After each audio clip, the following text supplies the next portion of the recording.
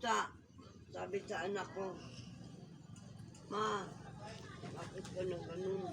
Hindi naman ako na ganun. Alam ko naman talaga. Makinig kang mabuti ha. Sabi ng anak ko, Ma, ikaw, ano ka, kailang, ulit. Bakit I'm opposed to you? I'm buyit. Anong sabi ni Winiling?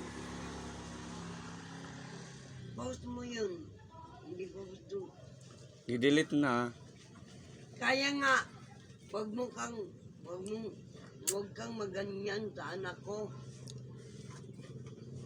I-delete na kayo no. Please, I'm a recipe. Huwag kang maganyan ka, hindi ka ganun ang anak ko.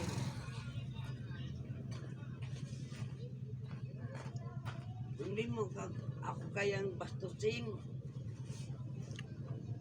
Mabait ang anak ko. Ako palagi kang Ito eh.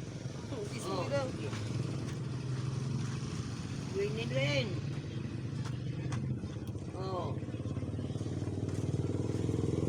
Namin sa tubangan ni Buyet. Wala ko sala. I may promise to